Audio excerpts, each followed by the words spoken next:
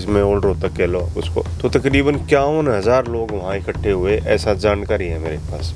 51,000 लोग इकट्ठा हुए। और आप देखो उस टाइम संसाधन नहीं थे, बैलगाड़ियाँ, लोग कैसे पहुंचे होंगे, और कई दिन वो पंचायत चली थी, जो कि हम अपने दर्शकों के लिए शेयर भी करेंगे स्क्रीन पर। अगर उसमें से कुछ आपको समझ आया तो, क्योंकि स्क्रीन पर ज़्यादा समझ में नहीं आएगा।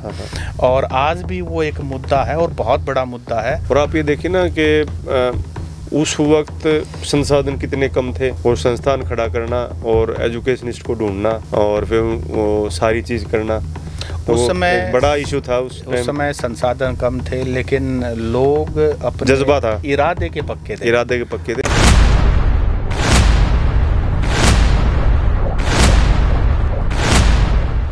नमस्कार, द हरियाणा टॉक्स में आपका स्वागत है।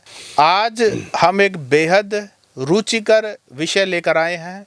7 मार्च 1911 में बरोड़ा गांव में एक महापंचायत जाटों की होती है। उस समय के जो सामाजिक विषय थे, जो जरूरी मुद्दे थे, उनको लेकर के, और ना सिर्फ रोहतक बल्कि हिसार, गुरुग्राम, जो उस समय गुड़गामा था, और दिल्ली और अलग अलग जगह से, जो अलग अलग गांवों से जाट यहाँ आए थे और अलग विषयों पर एक चर्चा हुई थी।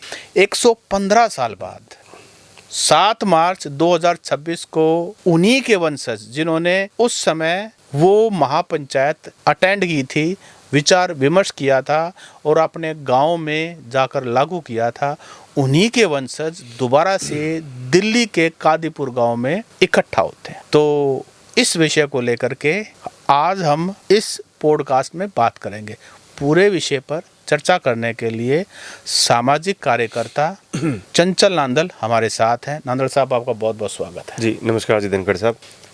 नांदल साहब, 115 साल बाद जी वो महापंचायत होती है। उस समय के जो भी विषय रहे होंगे, क्योंकि समाज एक जैसे तो रहता नहीं, अलग अलग चैलेंजेस होते हैं और समय के हिसाब से निर्णय लिए जाते हैं, और जो कुछ भी होता है समय के अनुसार होता है। अब 115 साल बाद दोबारा से जो है ना, 7 मार्च को बिल्कुल एग्जैक्ट उसी दिन, तो ये क्या मुहिम है, किसने इसको ऑर्गेनाइज किया और क्या इसके पीछे ऑब्जेक्टिव है?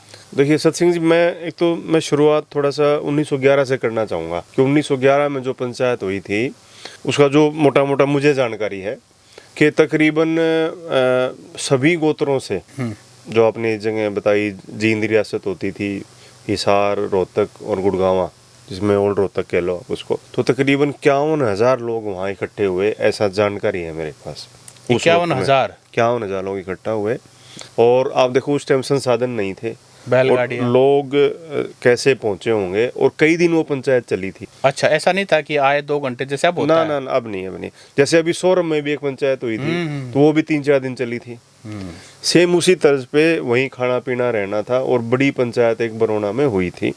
और उस पंचायत में आप ये मान के चलिए कि उस वक्त के जो सामाजिक मुद्दे थे, देखो आप, एक जबरदस्त सोच उस पंचायत की मैं आज बताऊंगा, जिसकी उपज जाट शिक्षण संस्थान रोहतक है। 1911 में निर्णय हुआ कि भाई रोहतक या उसके आसपास एक संस्था खोल ली जाए, जिससे कि शिक्षा का स्तर ऊंचा उठ सके। उस वक्त जो हायर एजुकेशन का सिस्टम था, वो लाहौर जाते थे यहाँ से पढ़ने के लिए लोग। तो एक तो ये कि भाई यहाँ एक हायर एजुकेशन का सिस्टम शुरू हो जाए, जो कि स्कूल से शुरू होकर कॉलेज तक जाए। तो वो एक 1911 में उसकी शुरुआत करने के लिए देवी सिंह जी भोर से गए थे, और शेर सिंह जी थे, मोलड सिंह जी जिनका नाम था, राजमल जी, ये भोर से ये 4-5 लोग पंचायत में गए थे। जो एक लिस्ट है पंचायत की, उसमें उनका नाम दर्ज है। और स्पेशली जो देवी सिंह जो थे, उनकी जिम्मेवारी लगाई गई थी कि आप रोहतक है उसके आसपास जमीन ढूंढो। तो ये तो एक बात होगी। अगली बात, देवी सिंह नांदल आपके दादाजी, परदादा थे। हाँ। और दूसरा उसमें अहम मुद्दा था, वो महिलाओं की सुरक्षा को लेके था। उस पंचायत में 7-8 पॉइंट है, आप उसको पढ़ेंगे तो वो 7-8 पॉइंट सिर्फ महिलाओं की सुरक्षा को लेके थे। और एक महत्वपूर्ण मुद्दा जो आज भी हम अगर कंपेयर करें, जैसे आज हर पंचायत में मुद्दा उठता है डीजे नहीं बजना चाहिए, उस वक्त भी ये था कि नाचने गाने वाले जो डीजे से, उस टाइम जो ढोल नगाड़ा जो भी होता था नाचने वालों से संबंधित, उस टाइम भी ये हुआ था कि भाई ये शादियों में नहीं होना चाहिए, फोड़ता नहीं होनी चाहिए, ज़्यादा खर्च नहीं होना चाहिए। हाँ, 1911 से पहले उस टाइम क्या सोच थी एक भाई खर्चे के ऊपर भी था, और जो 13वीं के वे खर्चा होता उसके ऊपर भी था। देखो 1911 में क्या मुद्दे थे और क्या बातें थी, वो आज भी होती हैं उनमें। जैसे कन्वर्ट हो गया भाई, नाचने गाने को लेके डीजे कन्वर्ट हो गया। इंटरेस्टिंगली वो दस्तावेज आपने जैसे मेरे साथ हाँ, शेयर किया, शेयर हमने किया उसको बड़ा करके, क्योंकि हिंदी और उर्दू में दोनों में था। और बल्कि वो हिंदी नहीं, उस समय जो भी हिंदी की लिपि रही होगी, हिंदी उर्दू मिक्स है वो। हाँ, वो मिक्स है। तो उसमें जब मैंने उसको बड़ा करके पढ़ा, जिसमें आप भी साथ देख रहे थे, पुरुषों की उसमें एक ये भी था कि शादी के वक्त पुरुषों की उम्र जो है ना 11 साल आई थिंक, हाँ हाँ, और महिलाओं की उम्र जो है 9 साल के करीब शायद है, ऐसा कुछ है। लेकिन ये कल्चर जो है ना, मतलब शादी मतलब इससे कम नहीं होना चाहिए आज तो। हाँ, आज तो 18 और 21 है। 18 और 21। और एक चीज और है सर, उसमें री मैरिज की उम्र 30 साल से ज्यादा ना। मान लीजिए अभी किसी की पत्नी एक्सपायर होगी, या किसी का पति एक्सपायर हो गया, तो उनकी री मैरिज की उम्र 30 साल है। अगर उनको री मैरिज करनी है 30 साल तक कर लो अपनी री मैरिज आप। तो ये कितने सारे, तो हालांकि उस वक्त के मुद्दे थे वो, क्योंकि उस वक्त ये एक्ट भी नहीं था अभी इतने साल की उम्र की शादी होगी, बाद में बढ़े ये सब सारी चीज़ें।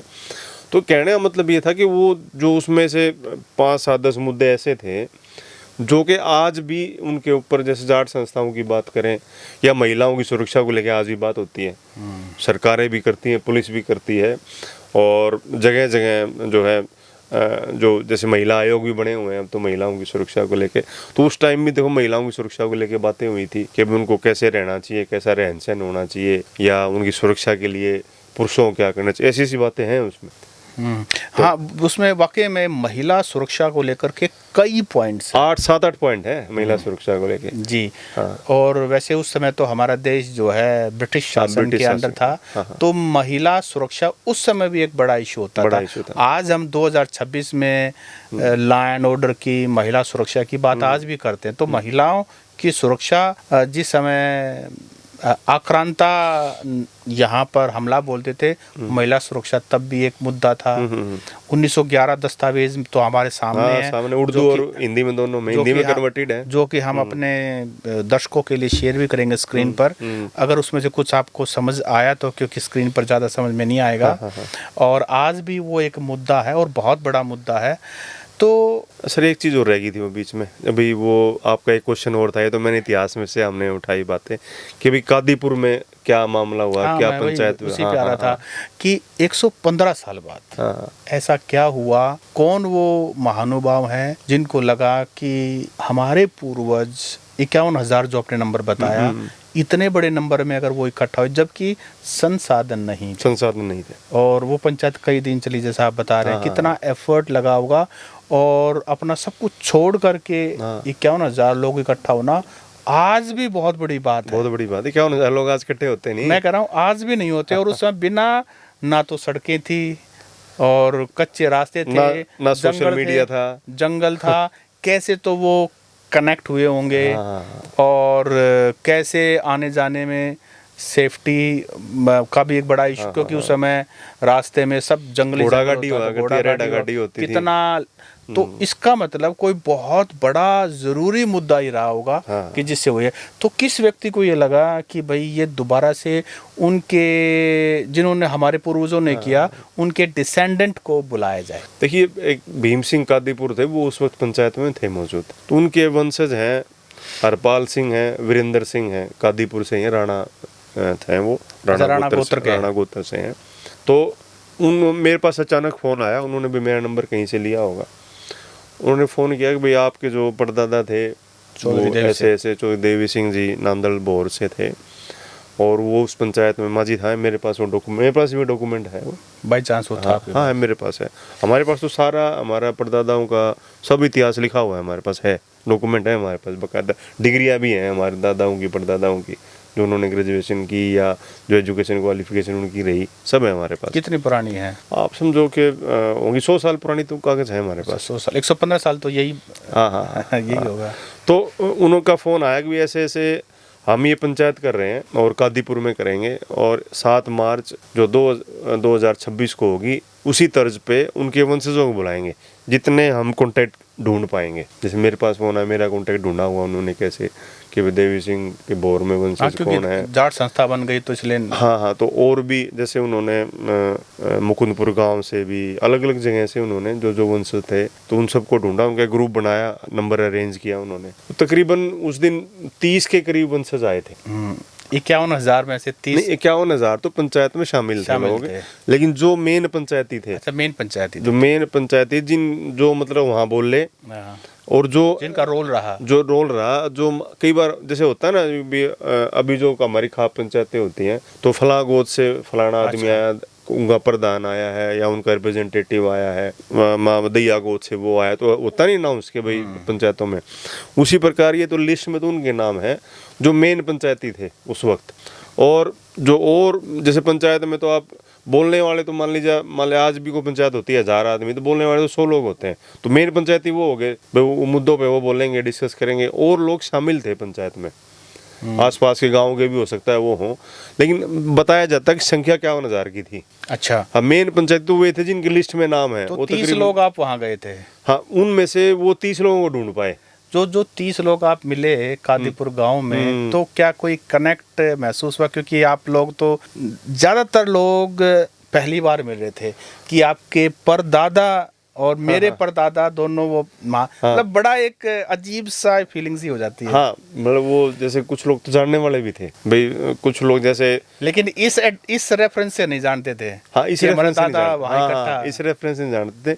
कुछ लोग उनमें सोशली एक्टिव थे, जैसे मैं सोशली एक्टिव रहता हूँ, और ऐसे कुछ लोग 4-5 लोग मेरे को मिले जो सोशली एक्टिव हैं, आज भी वो अपनी वंशवाद को चला रहे हैं सोशली एक्टिव रह के, तो वो लोग तो मिले। लेकिन 25 लोग करीब नए थे मेरे लिए भी, तो जो मिले वहाँ पे। और उस पंचायत में एक इंट्रोडक्शन हुआ सभी का कि भाई कौन आज क्या कर रहा है, और ये उनका वंशज। उन्होंने कादीपुर वालों ने सम्मानित भी किया सबको, जो एक सम्मान का सिस्टम होता है, शॉल वगैरह, साफा वगैरह, एक स्मृति चिन्ह भी दिया। तो वो एक तरह से उनकी एक मूवमेंट है कि भाई जो उस वक्त पंचायती थे उनको इकट्ठा करके उनके वंशजों को एक आज के दिन क्या सिस्टम हो सकता है, आज के दिन हम आगे समाज को सुधारने के लिए कैसे बढ़ सकते हैं, उस पे लेके चर्चा हुई।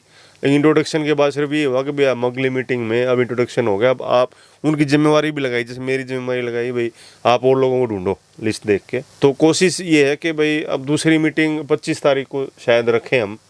कहाँ पर? रोहतक में ही। अच्छा, तो 25 तारीख को रोहतक में ही मीटिंग होगी। ऐसे ही जो वंशज है संस्था में कहीं भी रख सकते हैं, अभी कुछ कह नहीं सकते वो, लेकिन तारीख तय है। और 25 तारीख को एक मीटिंग होगी, और उसमें दोबारा से कोशिश है कि जो रोहतक, झज्जर, सोनीपत और कोई भी जैसे आसपास के जो वंशज हैं उनको ढूंढ के, वो भी ढूंढ रहे हैं, और मेरी जिम्मेवारी लगाई, औरों की जिम्मेवारी है, तो ढूंढ के एक मीटिंग होगी छोटी। क्योंकि पंचायत का रूप तो जब लिया जाएगा जब किन विषयों पर होगी, बाद में होगी एक बड़ी पंचायत। अभी तो सिर्फ उनको इकट्ठा करने की कोशिश है कि सब इकट्ठे हो जाएँ, एक दूसरे को जान लें, और एक धीरे धीरे आगे भाई हमने हमारे वंशजों ने जो सोचा था उस पर कितनी हम आगे बढ़ पाए हैं। हालांकि कुछ मुद्दे तो आउटडेटेड भी हो गए हैं। हाँ, कुछ मुद्दे तो आउटडेटेड, क्योंकि उस समय के वो प्रमुख मुद्दे थे, लेकिन आज नहीं है। अब आज का समय तो ऐसा है कि आज हमने एक मुद्दा उठाया, कल आउटडेट हो जाता है वो। और वो देख लो 1911 का था, लेकिन कुछ बातें शिक्षा को लेके जो बात थी वो आज भी वही आउटडेट नहीं हुई है। शिक्षा को लेके तो आज भी काम हो रहा है, और महिला सुरक्षा को लेके आज भी काम हो रहा है। क्या जो जाट स्कूल की स्थापना है वो बीज उसी महापंचायत में? जी, उसी महापंचायत में, जैसे जो देवी सिंह और जो साथ में शेर सिंह जी थे, मोलड़ जी, राजमल थे, तो उनकी ड्यूटी लगाई कि रोहतक एक सेंटर पॉइंट है। उस टाइम होगा वहाँ में तो पता नहीं, लेकिन ड्यूटी ये लगी रोहतक में बढ़ना चाहिए एजुकेशन संस्थान। तो उसको लेके फिर वो ज़मीन की तलाश की ड्यूटी लगाई, भाई ज़मीन ढूंढो, फिर सारे मिलके इस संस्था को बढ़ाएंगे आगे। तो उसके बाद तो उसी का ये प्रारूप है कि आज ये संस्था खड़ी है। तो उस समय तो प्रथम विश्व युद्ध भी नहीं हुआ था। हाँ, प्रथम विश्व युद्ध भी उसके बाद ही हुआ, और उसके बाद फिर सारी चीज़ें जो हैं धीरे धीरे जो है ना, जाट स्कूल आया, फिर जाट संस्था आई, और फिर तो अलग सी जग गई। और आप ये देखिए ना कि उस वक्त संसाधन कितने कम थे, और संस्थान खड़ा करना और एजुकेशनिस्ट को ढूंढना और फिर वो सारी चीज़ करना, तो उस समय बड़ा इशू था। उस समय संसाधन कम थे, लेकिन लोग अपने जज्बा था, इरादे के पक्के थे। अब संसाधन है, व्हाट्सएप है, सारी चीज़ें हैं। 51,000 आप जो उनके वंशज हो आप नहीं इकट्ठा कर सकते। ना नहीं कर सकते। अब वो लोग क्या है कि हर आदमी सोचता है सोशल मीडिया पे देख लेंगे जो हो रहा है, जाए क्या नहीं करेंगे। मैं अगर आप ये ऑप्शन भी दो ऑनलाइन और ऑफलाइन, हाँ, हाँ। हम ही क्या हो 1000 इकट्ठे मुझे आप तब भी नहीं कर सकते। इसका मतलब हमारे जो दादा परदादा थे वो कितने इरादे के पक्के थे। इरादे के पक्के थे, वो इरादे के पक्के थे। आप देखो ना कि वो पंचायत हुई और पंचायत के बाद जो उनको जिम्मेवारी दी गई उसी के फलस्वरूप आप ये देखें संस्थाएं खड़ी हैं। जबकि वह संस्था 1920 में बनी और ये तो 1912-13 में शुरुआत हो गई थी जाट संस्था की। तो जाट स्कूल की हुई थी। हाँ, जाट स्कूल की 1913 में शुरुआत हो गई थी एक तरह से। और जो हमारे फौजी भाई जो फर्स्ट वर्ल्ड वार में विदेशों में गए तो उन्होंने भी तो अपना कंट्रीब्यूशन। मैं ये बताऊंगा कि जैसे जमीन देने की शुरुआत बोरगांव से होगी, उसके बाद जमीन देने से तो काम नहीं पूरा होना था ना, बिल्डिंग बननी थी, संसाधन आने। तो उस टाइम 1 रुपया बहुत बड़ी चीज़ होती थी, बहुत बड़ी।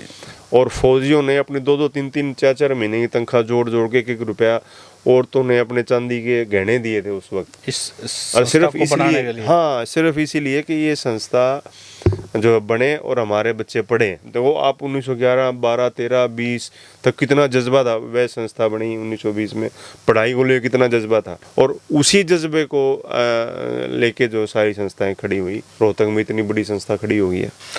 तो साथियों देखो 115 साल बाद जाटों की एक महापंचायत बरोना गांव में होती है, जो उस समय रोहतक जिले का हिस्सा थी, जिसमें ना सिर्फ रोहतक बल्कि हिसार, गुड़गांवा, झज्जर, ये सब कुछ पार्ट रोहतक का ही पार्ट था। दिल्ली तक के लोग 51,000 जो है ना लोग उसमें आए थे, और उन्होंने सामाजिक उस समय के मुद्दों को लेकर के एक मुहिम उठाई थी। और जाट संस्थान और बाकी जितने संस्थान हैं, क्योंकि उस समय जो चेतना आई उसी का परिणाम है। अब दोबारा से 25 तारीख को नांदड़ साहब रोहतक में दोबारा से उन वंशजों को यहाँ इनवाइट कर रहे हैं और वंशजों को खोजेंगे। कितना मतलब एक डिफरेंट और बड़ा, आप ये मानिए कि अभी भी इनके वंशजों का भी एक ही है कि सामाजिक किस तरह से हम मुद्दों को उठाएं और किस तरह से हम अपना योगदान दें। तो नांदड़ साहब 25 तारीख के बाद एक बार आप अटेंड कर लीजिए, उनमें से कुछ एक को आप हमारे पॉडकास्ट स्टूडियो में लेके उनसे हम फिर बातचीत करेंगे। आपने समय दिया, आपका बहुत बहुत शुक्रिया। धन्यवाद।